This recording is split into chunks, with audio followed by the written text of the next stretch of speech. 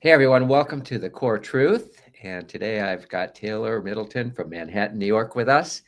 I'm super excited about this show today. So sit down, grab your coffee if you're in California, and if you're getting ready for lunch in New York, put in your order, whatever it is. Taylor, welcome to The Core Truth. It's so nice to have you. Thank you, Peter. Hi, thank you for having me. It's an honor to be here. I'm excited to chat. Yeah, me too. Really, really fun. It's an honor for me to have you on.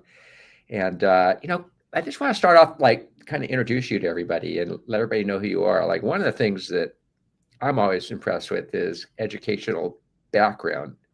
And as somebody that graduated from Vanderbilt University, my partner at Telus Properties, Sharon Srivasto, is a graduate from there and super, super smart. So that must mean you're Really? super, super smart. So you graduate from there, and then tell us what happened after that and where you went and a little bit about your life.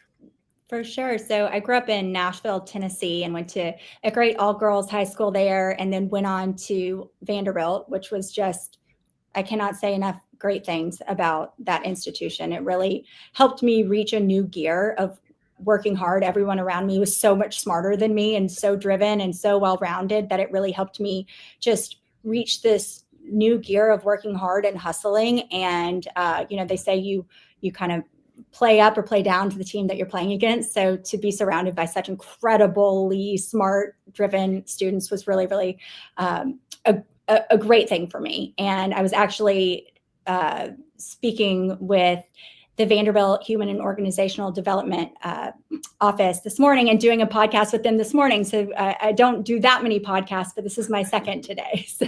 That's great. That's great. Yeah. What do you now you're just throwing me on a tangent, but you brought it up, so I'm digging into it. Sure. So podcasts, and why do you think they're important to do? Why do you think it's important to do podcasts? And you think it's a good source of branding, maybe, and marketing, or Absolutely. I think it's interesting, especially the medium used to be, in my opinion, it all started with newsletters and social media, and then of course you have the unscripted reality shows and everything like that. But with those shows, as they're incredible opportunities, they're amazing platforms. They really are such great can be great engines for success. But what's great about podcasts is that you are the author of it. You are the producer of it. You get to decide what's put out there. You get to make those decisions for yourself, and they're not made for you. So I think that having any kind of conversation that's bringing people together from various different disciplines, talking about, I am someone that so many of the mentors that I count in my life are people I don't even know. And it's just from podcasts that I listen to. And I didn't go to business school, but my form of business school is listening to all these different podcasts. Emma Grede has a great podcast called Aspire. There's so many different ones. Goop has a great podcast, How I Built It. There's so many different ones that, obviously your podcast, it's just, they're so important because you can do it anytime, any place. right. So you graduated from Vanderbilt. You got married, I think. I don't know what the order is. I did. So I graduated from Vanderbilt, again, grew up in Nashville and worked in Nashville for a while. I started an internship doing corporate healthcare. And it was really just trying to figure out what I wanted to do. I was always interested in health and wellness. And it was a great opportunity, great company, great leadership. And I felt like the people that worked there, even though I knew that corporate healthcare wasn't necessarily for me, I felt like the people who worked there saw something in me I didn't see in myself. And they put me in rooms that I otherwise wouldn't have been able to, arrive in on my own. They really took me under their wing. And having other people who were so much smarter than me and so successful believe in me helped me push for more, drive for more. And so from there, I worked in sales, and then, and I sold financial software. I worked at a magazine for a little bit, also selling advertising sales. And then the next chapter for me is I wanted to get out of my comfort zone. While Nashville was exploding on the real estate scene and economic scene, and the city was just like growing and thriving, and everyone was moving there, I decided to move out. And I love my city, but I've always, moved to beat my own drum. And if everyone's going left, I go right. It's just the way that I am. And for me to grow and to become the most successful version of myself, I had to get out of my comfort zone. And I knew New York was the only place to go. Absolutely. Absolutely. So New York, I mean, I mean, that's truly, in my opinion, like the Super Bowl of real estate. I mean, it I like that. it is the epicenter. I mean, maybe LA is equal to it. Maybe London is right there too. But I mean, those probably are I would think, just off the top of my head, three of the heaviest real estate markets, most competitive markets you could possibly break into. And maybe even more so in New York because of the density and because of probably the difficulty to get noticed, where there's so many people and so much going on, and Yes. flashing billboards and Times Square. I mean, it's like, unless you're like on a billboard there, you're kind of like, it's difficult to get noticed. And yet here you are, you come in from Nashville, right? They probably think you're a musician, not a real estate. Yeah, they're like, wait, Taylor Swift? No. I know, right? Taylor Middleton, the new Taylor. Yeah. We got another Taylor on the way. I love it. And so here you get into New York, and it's like, they're not just saying, oh, come on into our market, and by the way, you can have these listings.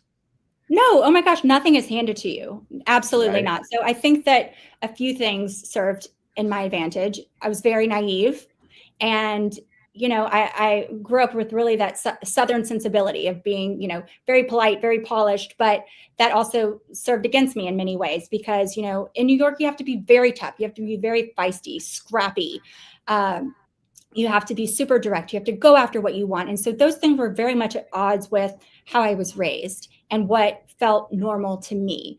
But what is great is that the city exposes you to really like the top talent. You're dealing with the most successful people in the world and, the top of their field, and you're trying to be an advisor to them. So, it's the learning curve is very, very, very steep. And I think that that's another reason that I was drawn to real estate, because nothing is going to push you harder, make you get to know the city better than just diving headfirst into this career. And it is cutthroat and it is competitive, but you know what, if you work really hard and if you're driven and you make all of the sacrifices, it's such a rewarding career. And I can't think of, I definitely have interest in scaling to other markets, but New York is my bread and butter and I love it. And I'm so proud of what I'm accomplishing here. Yeah. So when you moved to New York, was it your idea to go into real estate, or were you just... I had no plan. I had no plan. And I'd always been very, very interested. I mean, did you always want to be a businesswoman, or did you? Yes. Oh, always wanted to be a business person. Always very entrepreneurial. So in Vanderbilt, what'd you major in? Was it human and organizational development, which is a really nice, unique blend of business and psychology. So it's great for anyone going into sales, working groups. And it was just such a nice, broad major that it didn't feel limiting in any way. Right. When I moved to New York, I didn't know exactly what I wanted to do. I wanted to kind of try on the city first to make sure that it worked and it was the right place for me to be. And after about 2 months, I figured out, okay, yes, this is exactly where I need to be. And I'd always been interested in real estate. My parents moved around a bunch, and I'd always had that entrepreneurial business type spirit growing up. And when they were moving, I was calling our real estate broker at the age of like 8, 9 years old from our landline, being like, hey, Whit, this is Taylor Middleton. I see there's an open house on Cranberry this Sunday, if you can take my mom and I. And he's like, are your parents even looking for a house? It was just always something that I took a lot of interest in. And it wasn't until I got to New York where it felt like this is so challenging. This is so overwhelming that it's perfect. Yeah, I love that. I love it. And here you are now at 550 million in sales. How long in the business? 8 years. 8 years. I mean, that is rare air, Taylor. I mean, I've been in the business for, I think, 52, believe it or not. Amazing. And so, I can tell you that most agents kind of have their, I don't know, the flip into success at about 10, but not at 550. Really? No. This is rare air. So, wow. So what did you do? You arrive in New York and you decide, I'm going to go sell these magnificent apartments in New York. Is that the area you focused on? I'm assuming in Manhattan.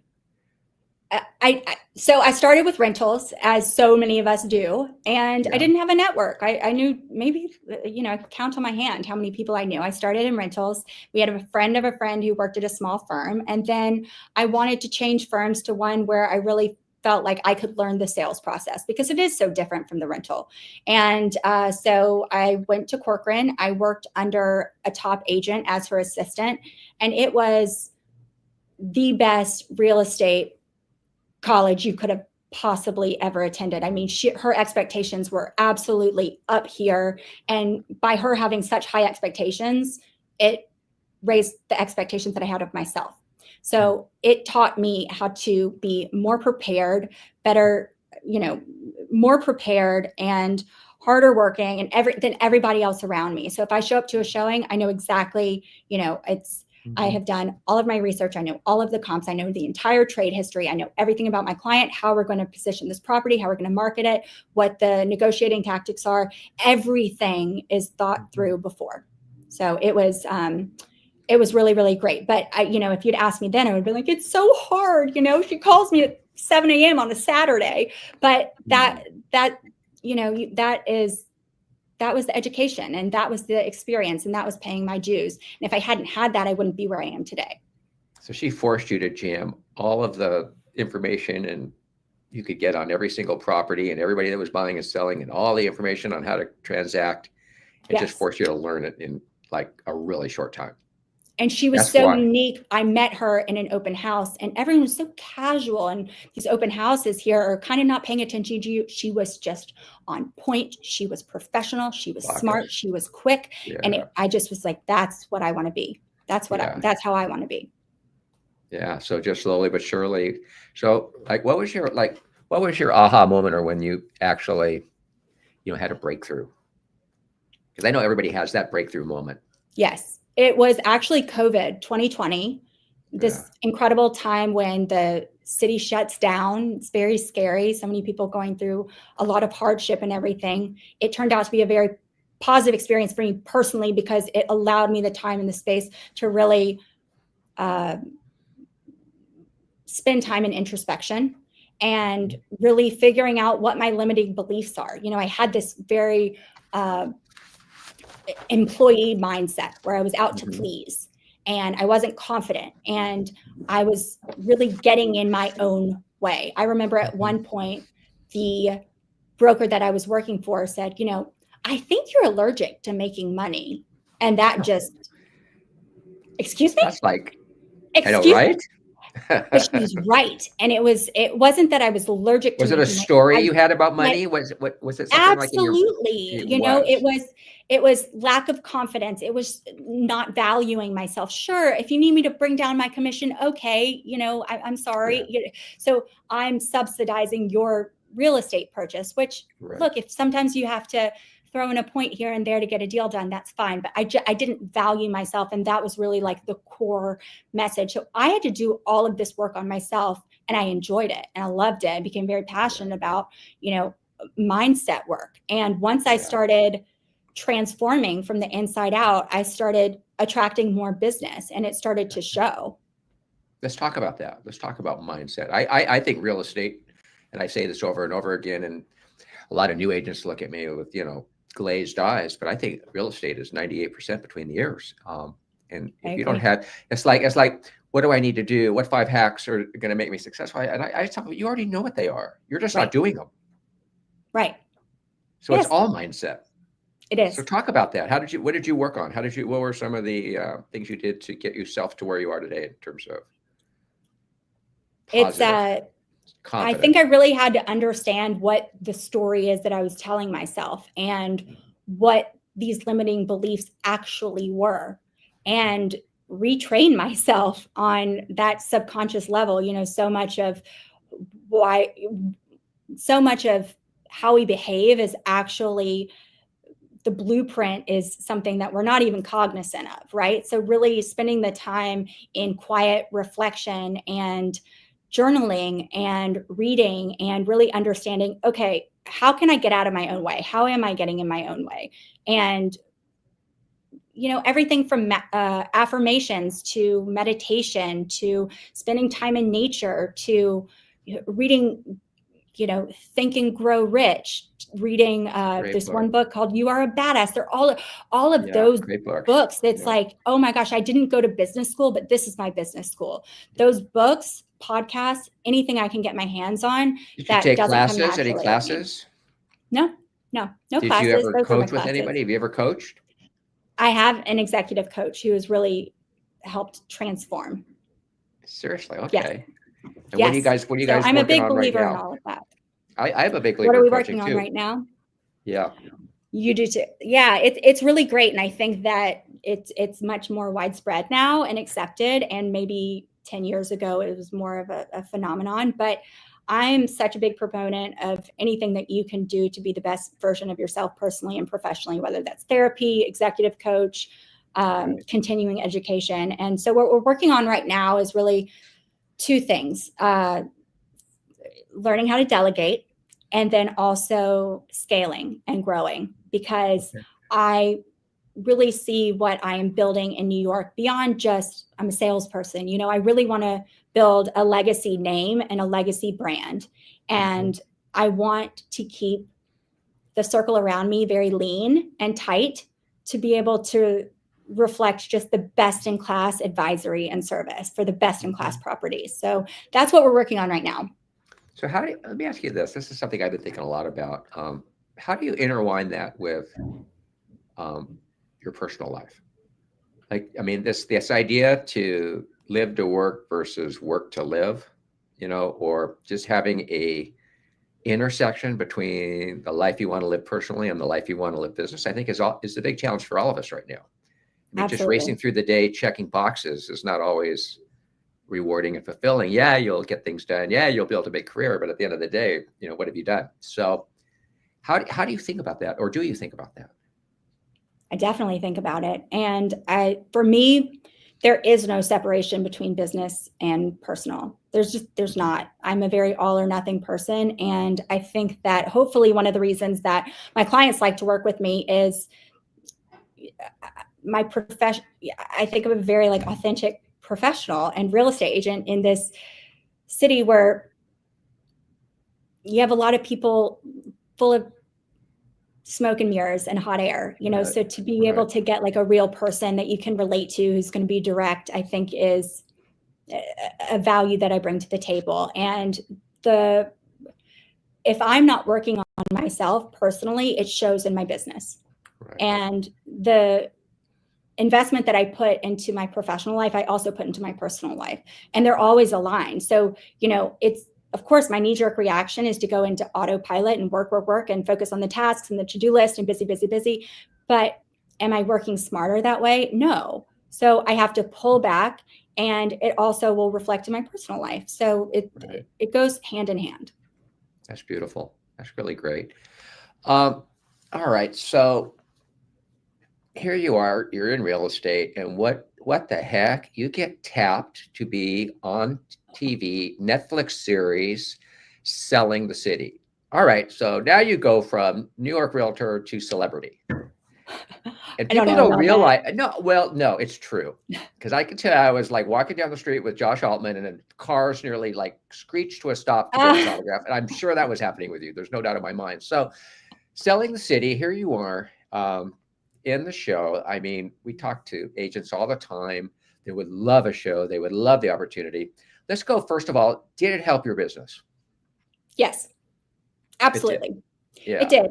It helped open doors that would have been harder to knock down. Now, have I gotten a lot of cold calls saying, oh, I'm a buyer from XYZ, saw you on the show, I want to buy a $50 million property? No, not yet. But that's not to say, I feel like, well, there are certain parts of myself that were portrayed that, of course, I would wish had been portrayed differently. I'm still quite proud, and feel that always is true, isn't it?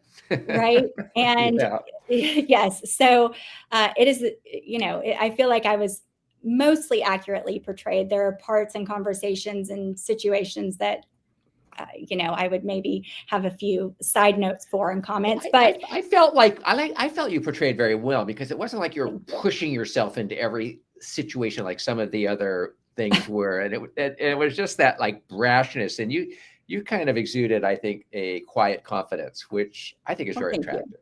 Yeah. Well, thank you. I think that going into it, talk about a plot twist. I'm sure my grandmother would have rolled over in her grave, but I was excited about it and still am proud of it. And it was a wild experience. And I felt going into it, speaking with my executive coach, I'm so different from everyone. And he said, yes, but that is what will set you apart. And that is your biggest advantage, and just be yourself and be true to yourself.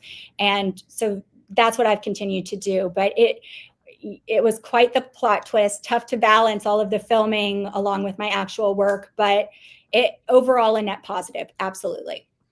Well, New York, Beverly Hills, so many agents have stars in their eyes. So many of the agents want to be on these kind of shows, even more than to improve their business. I think just to be on shows, right? And to be in the public light like that. What would you say to that person, like, that's thinking about it? A, maybe how they could get into a show, and B, the positives and negatives, and what you learned from the whole experience.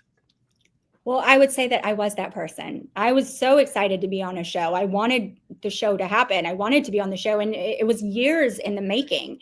And so I was very grateful for the opportunity. But that said, I went into it very naive. And I thought, I don't drink. I'm not going to call anyone a crazy name or, go off the rails on someone. I've got this. And the truth of the matter is, you're stepping into an environment and a dynamic that is very foreign. And as someone who is an overcoming people pleaser, they have a story to tell. So I had to find my footing and my confidence in it. And, it was, I think that, look, if you're interested in being on a show and going out, go for it. Go for it. Talk to producers, put yourself out there. Social media is such a huge tool. And I think also with the power of Instagram and TikTok and all these different social and podcasts, create your own show, create your own audience, create your own platform. And then you really get to be the author and the producer of it. And you know exactly what's put out there, and you're proud of the story. And you can say, this is exactly what happened, or I once said. You have to understand, when a show is being produced, you don't have editing power, So I know that when my husband and I saw the first screeners before it came, I was spiraling. Oh my gosh, my life is over. What are we going to do? And it turned out absolutely fine. But it was a jarring experience. Overall net positive, have nothing but great things to say about the producers, but you are thrust into this machine that I, again, was just pretty naive. So interesting you said that, because I think we're all struggling with this idea that we have to be perfect, and that we have to present our perfect selves. And life is messy. We're messy.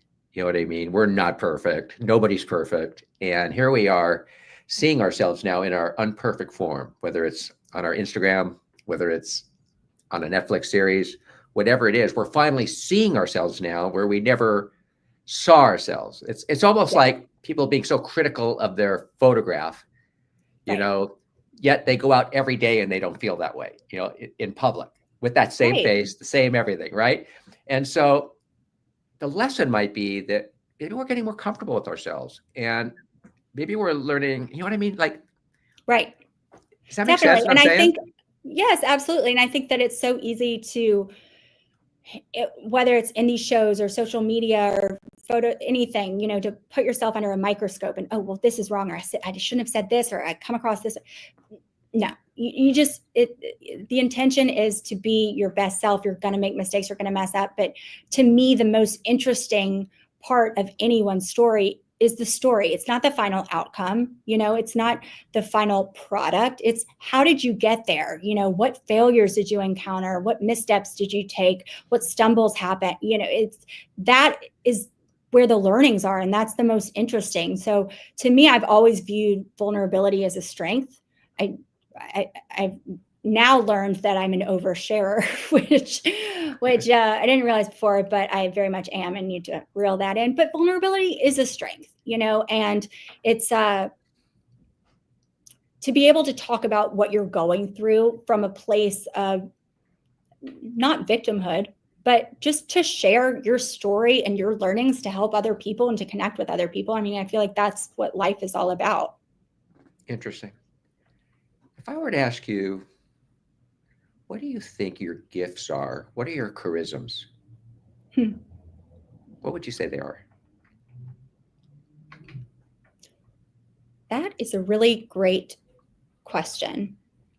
And the reason I'm asking that, because I'm contemplating it for myself right now. Like Yeah, no, it's a great question. I'm really, because I think if we can figure out what our gifts and our charisms are, then we can figure out what our purpose and destination is and how to use those gifts and charisms to their highest and best use. So what would you say yours are? What would you say yours are? My ambition and my drive, first and foremost, I think set me apart. I grew up with quite a bit of opportunity, but I still have had enough stumbles that I have had to make quite a few comebacks, right?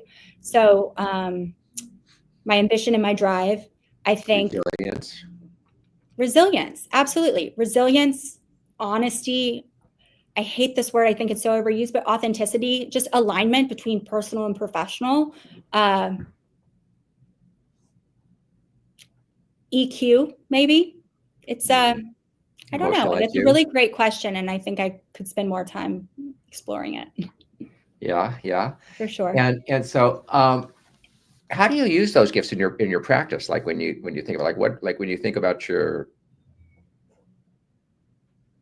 skills, your talents. I view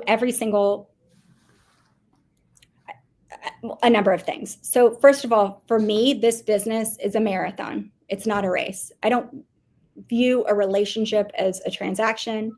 I don't view people as transactions. I don't view deals as one-time deals. Like I am someone who likes building a community and relationships and a network in a way that's very meaningful and authentic and long-lasting. So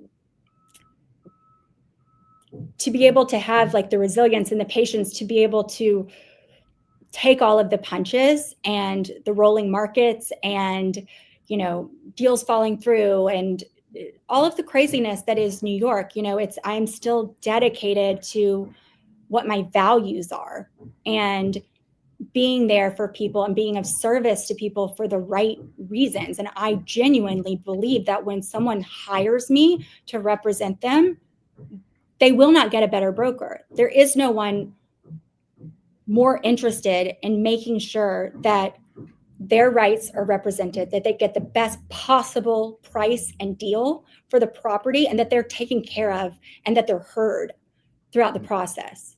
And then the other token too is that you have to learn how to delicately help them get out of their own way, because when sellers try to handle these huge emotionally fraught transactions, it doesn't typically go well. Buyers who go direct typically end up paying more. Sellers who don't use an agent, it's a mess, right? So I feel like I am invited into someone's life when they ask me to represent them. I'm invited into their family office. And this is a long-term strategy. And it's about making connections for them that put them in rooms and in positions to win. And this is not just about the deals. Now, the deals are part of what I love the most about the business. It's not even necessarily the real estate and the views and the amenities and this that I love, but I love putting a deal together, putting the right people together to create the most advantageous deal for the players. It's just, I love it so much, but I love being able to take care of the people during the process. Would you describe yourself as a problem solver? Oh, absolutely. Yes. And I like to, I think outside of the box, and there are a lot of people who get very distracted by their own self-interests, and it's an easy pit to fall into, especially in the city, but you can't, it's that you are being so short-sighted if that's the pit that you fall into. Yeah, no, I like that. I like that a lot. So you want to grow, you want to scale. Why and where? For me, scaling in a thoughtful, lean manner is important to me because it is the next challenge. For me, I'm just getting started in real estate. I haven't gotten to anywhere near the place that I want to be. I'm finally, in the top 5 rankings a few months in a row, which is so exciting for me. And have managed to pull off the #1 lease deal in New York and Brooklyn for this year. But I'm just getting started. And so for me, I would like to be able to scale, because it's to be able to represent a client in multiple markets is a way to be able to service that client as an advisor versus just handing them off to somebody. So look, I think that there are natural relationships between New York and LA, New York and Miami, but there's also, and of course, New York and the Hamptons. So I really service both. My bread and butter is Manhattan. I do some work in the Hamptons for certain clients. And I'm also expanding my business to Tennessee, to Nashville, which is where I'm from. You know, there's a Vanderbilt campus that is now over in West Chelsea and Manhattan. And there is this very cool symbiotic relationship and connection between the two. So I don't want to build a big team, but I want a lean team that really represents best in class service. If you were to talk about the markets that you want to enter next in order, what would they be? I want to continue to grow in the Hamptons, and I'm getting my license in Tennessee, in Nashville. Right. So it's interesting. Elliman isn't licensed there. It doesn't have a brokerage there yet. Well, we're looking at it. We're looking at it very closely. Yeah. Which makes me so happy. Market we need to be in, for sure. Yes, for sure. For sure. Yeah. That's fantastic. So LA in your sights at all? It's not. No, I have so many great relationships out in LA and so many great friends and everything like that. But it's just not yet, I should say. Not yet. I mean, the only reason I say that is because I just noticed there's a really strong relationship between Malibu and New York. Yes. New York and Malibu are like, whenever I meet anybody in Malibu that's just a riser from New York, hedge fund, man, everybody, you're just coming in droves. And also people in Malibu also have houses in the Hamptons and apartments in New York. So, I mean, it's both ways, and it's almost a sister relationship, although I don't think it's official or established, but I would say it is. Absolutely. Absolutely. And I think that, look, that's going to be in the pipeline at some point. It's not, I have to bite off one thing at a time.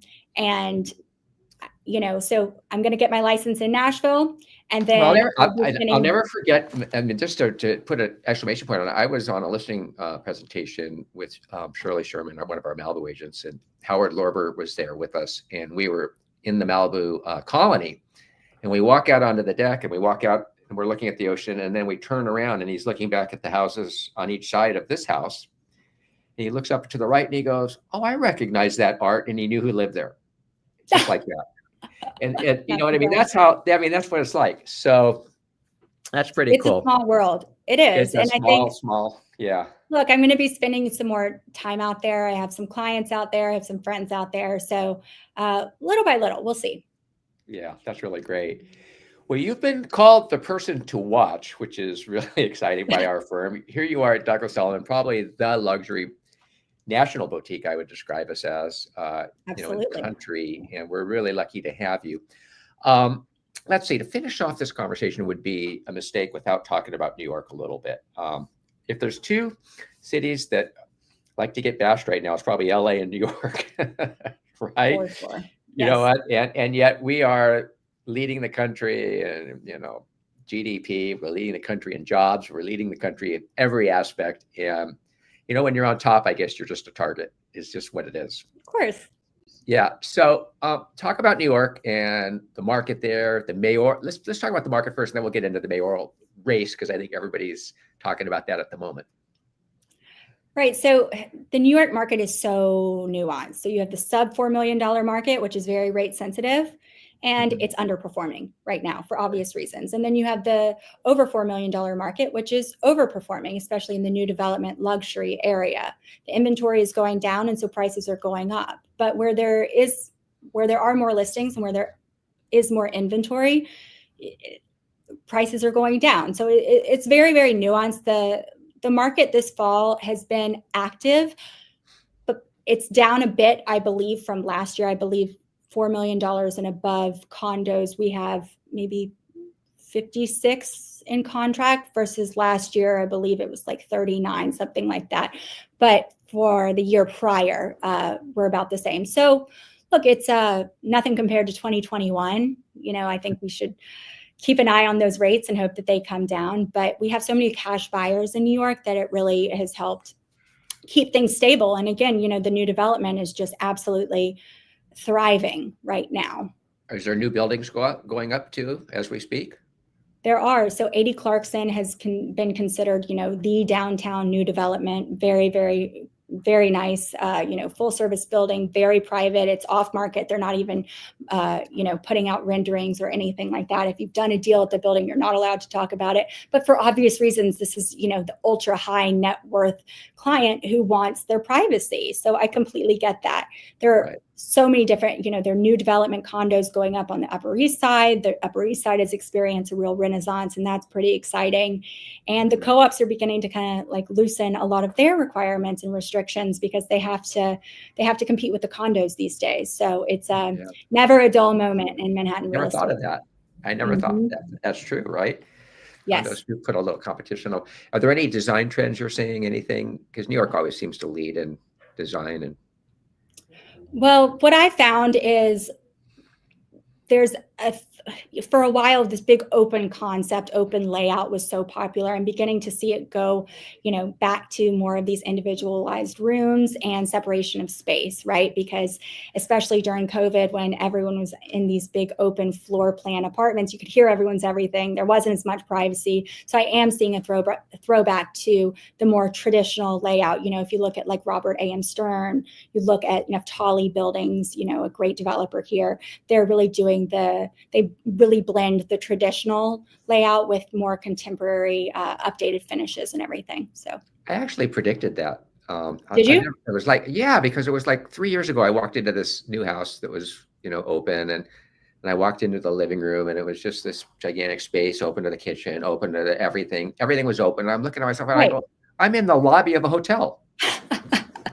That was my thought. And I realized, and then I went down this hallway and these bedrooms were just lined up, and I go, we just have to number them 201, 202, you know what I mean? It was like, I'm thinking to myself, this is ridiculous. This isn't a home. And I think people want nooks and crannies and intimate spaces. Do you see wood coming back? Is more wood, or is it still stark finishes, or what do you see in there? I think it's a blend, honestly. Yes, dark wood, but it's still in New York. Light is such a huge commodity that you rarely do you see people making rooms darker with dark wood, dark colors, things like that. You want things to feel bigger than they are, and square footage, and we're constantly kind of in a battle for. Mm-hmm.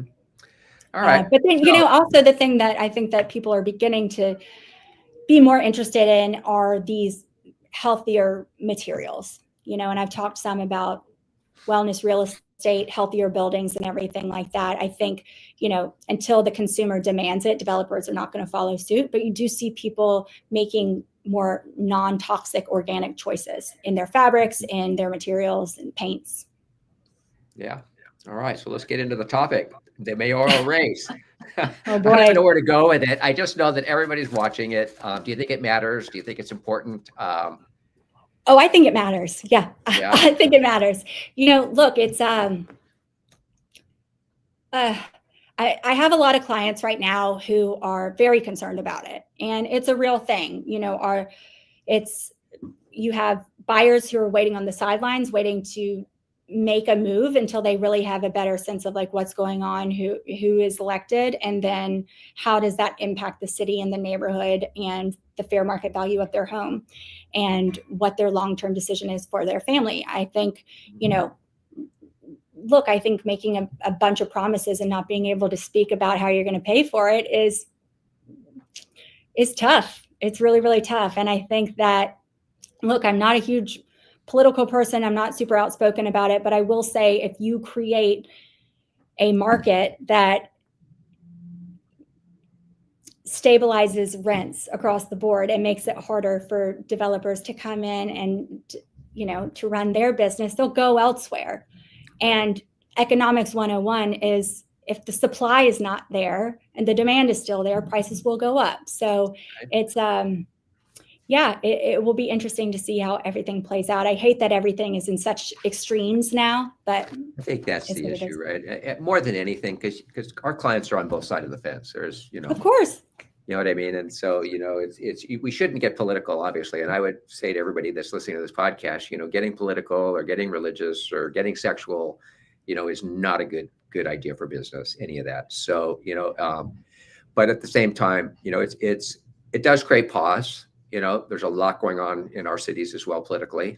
There's a lot of conversation around who's in office, who's running, all these different things. So we're kind of in the same boat. But let me ask you this: when you're in a situation, where there's flux, where there's change, what do you do to keep your business going and thriving? How do you pivot to make sure everything keeps going? I wouldn't say I pivot. I think I just put my nose to the grindstone and keep focusing on the business. And there's opportunity in every market. And if a shift comes and if policies change, everything like that, it creates opportunities in market, whichever way, whichever candidate wins, so it's, I'm not worried. I'm not going anywhere. I know New York is going to be just fine either way. And, it's, it'll be interesting to see, but there's always pause during election years. Always, always, always. Fantastic. Well, thank you, Taylor Middleton, for being on The Core Truth. It's such a pleasure to have you. And thank you to everybody that's been listening. Gosh, what an interesting podcast. I wish we could have gone another half hour at least. Likewise. Thank you. I'm such a fan of yours and everything that you're putting out there. I think you're really a thought leader in this space in real estate and otherwise. And I'm grateful for the opportunity to come on and discuss all of this with you. Well, thank you very much. That's it, everybody. That is a wrap for The Core Truth.